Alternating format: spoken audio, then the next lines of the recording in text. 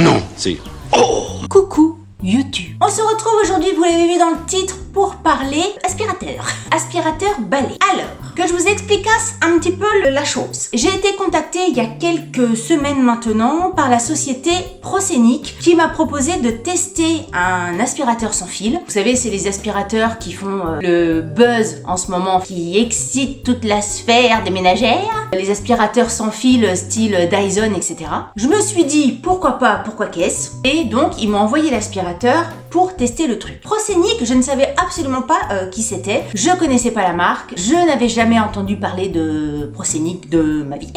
Donc j'ai fait mes petites recherches et tout ça. Et en fait, Proscenic, c'est une marque chinoise qui est vendue, j'ai vu ça sur des sites comme AliExpress, etc.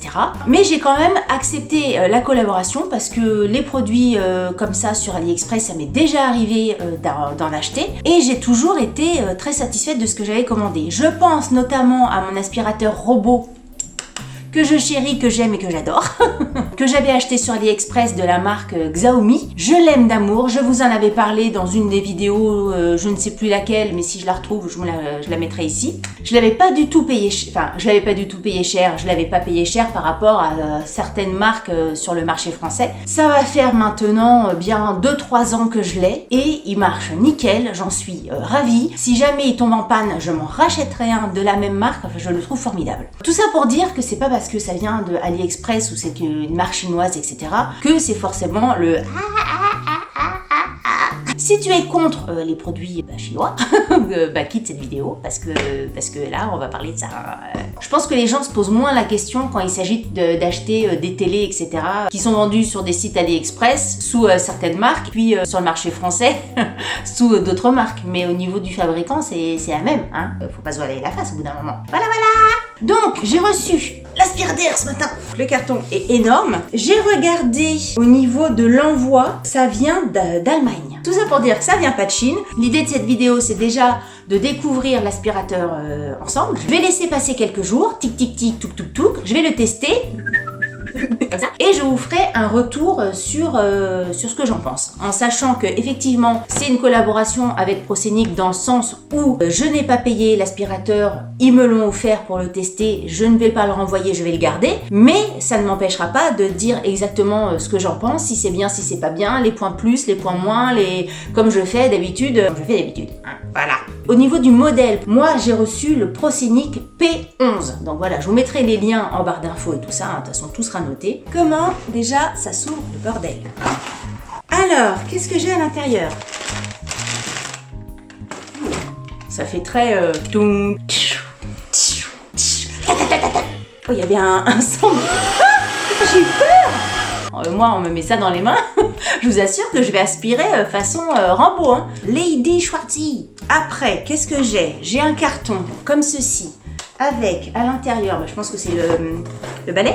Le balai, enfin la tête du balai. Une chose que je ne savais pas, que j'ai vue juste avant de faire cette vidéo en notant les petites caractéristiques de l'aspirateur, c'est qu'apparemment c'est un aspirateur qui aspire, donc le principe est quand même sympa, mais en même temps il lave. Donc il y a les petites lavettes à clipser sur l'aspirateur parce qu'il aspire et il peut laver en même temps.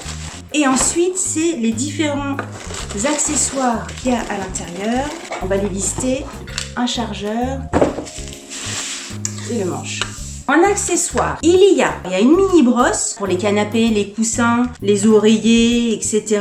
Pour tout ce qui est tissu d'ameublement. Une brosse ronde, idéale pour enlever les poils, la poussière des rideaux, des étagères, des canapés. Une buse longue crevasse. Je me demande si c'est ça. Un petit truc pour nettoyer les petits appareils. Bref, il y a différents accessoires. Alors, ce qu'il faut savoir, c'est que Proscenic, enfin en tout cas l'aspirateur, il parle c'est un aspirateur sans balai de 450 watts et la vitesse de rotation peut atteindre 130 000 tours par minute. En sachant que le Dyson sans fil V11, le dernier machin, il fait 120 000 tours par minute. Proscenic note sur son site internet que la vitesse de rotation du P11 dépasse de loin celle des aspirateurs sans fil d'une autre marque. Donc là, c'est Dyson qui est visé. Je vais lire tout ça avec grande attention. Je vais prendre quelques jours pour tester l'aspirateur, pour le charger, pour voir l'autonomie, parce qu'il parle d'autonomie de 50 minutes, ce qui est, je trouve, super. Et je vous rejoins dans quelques jours pour faire le point sur cet aspirateur Proscenic P11.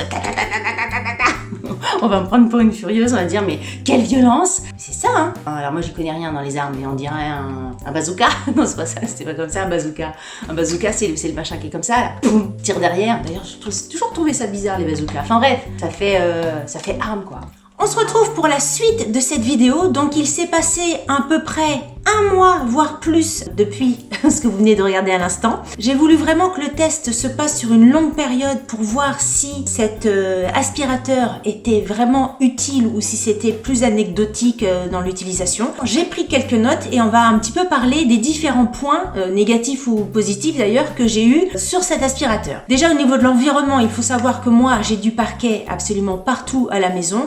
On a quelques tapis, notamment dans les chambres et dans le dressing, mais sinon c'est du 100% parquet, donc je l'ai utilisé moi dans mon utilisation personnelle sur du parquet. Je préfère le notifier en début de vidéo parce que c'est vrai que si vous avez du carrelage, si vous avez de la moquette partout, votre avis sera peut-être pas exactement le même que le mien. Donc moi ça a été du parquet et des tapis plus ou moins épais. J'ai des tapis très fins, enfin très fins et des tapis un petit peu plus épais dans les chambres, un petit peu plus moelleux. Et au niveau de l'utilisation, il faut savoir que moi dans l'équipement de la maison, j'ai un robot aspirateur, j'ai un balai vapeur et j'ai également mon aspirateur traîneau avec fil. Voilà un petit peu l'état des lieux du test. Au niveau du look, écoutez, je le trouve assez voilà, là il est pas très beau parce qu'il est pas très propre hein. J'ai pas été le vider, c'était pour vous montrer un petit peu ce que ça donnait une fois qu'on avait aspiré. Et là je viens juste d'aspirer les chambres. C'est que l'aspirateur, mais ça je vous en avais déjà parlé dans l'aspirateur robot, c'est que quand on a accès visuellement à ce qu'on vient d'aspirer, on se dit mais chez moi c'est dégueulasse.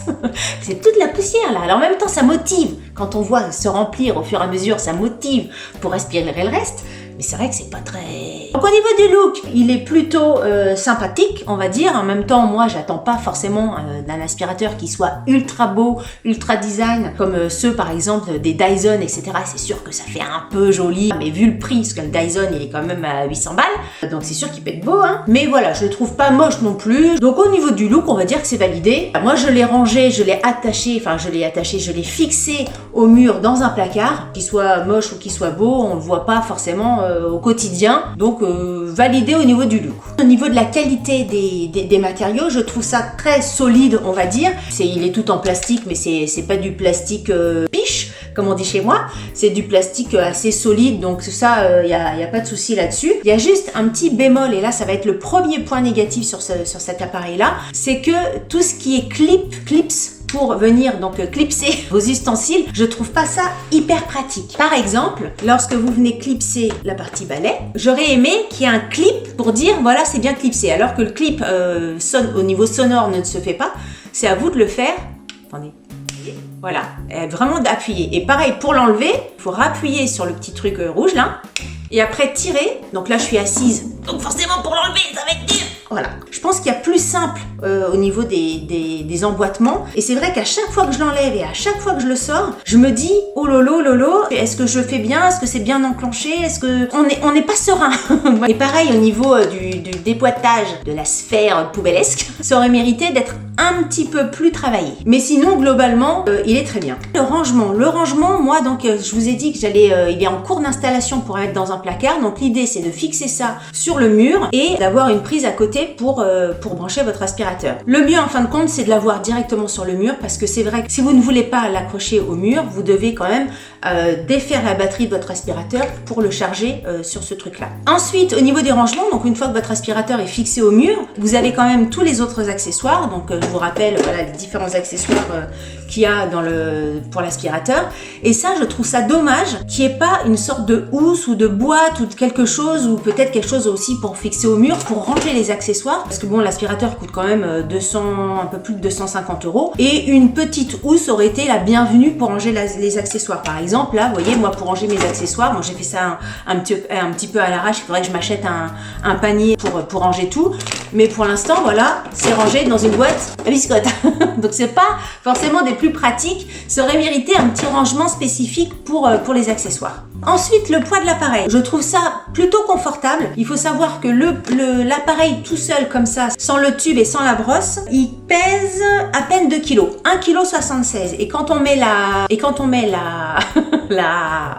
Quand on met le tuyau, je sais pas comment on dit. Quand on met le tube et la tête d'aspiration, ça pèse un petit peu moins de 3 kg, 2,7 kg pour passer l'aspirateur un petit peu partout, les escaliers, etc.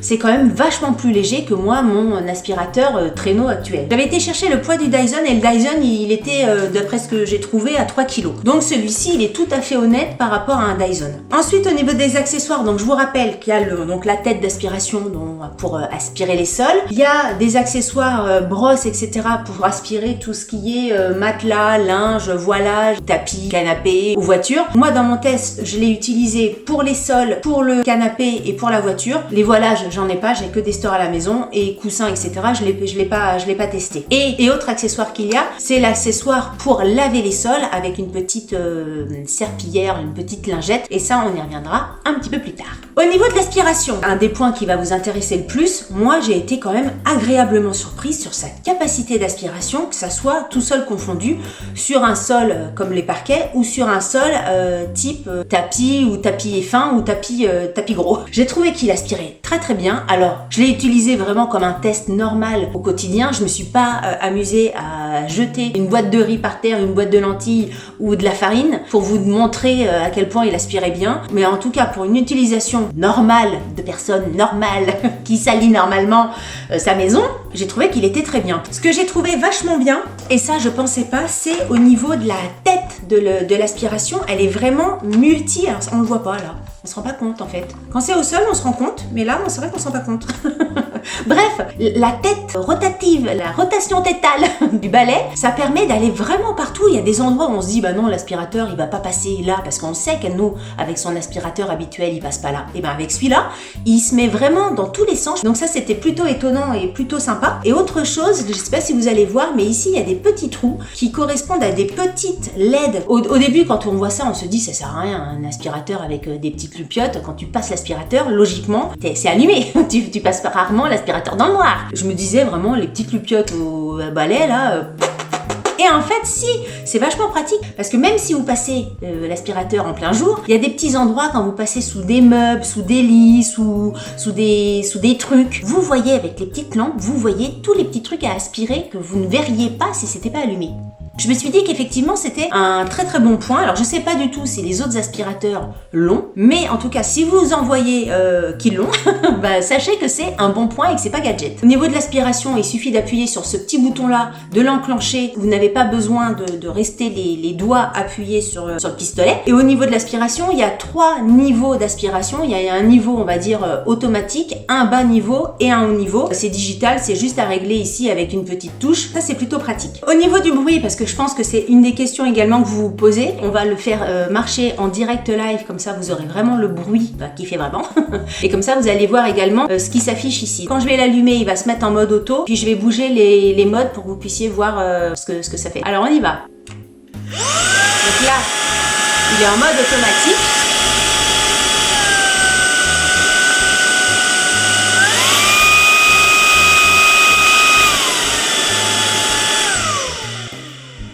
C'est pas un aspirateur silencieux, c'est pas un aspirateur qui fait non plus plus de bruit qu'un aspirateur lambda, on va dire. Je pense pas que mon aspirateur traîneau fasse plus ou moins de bruit que celui-ci.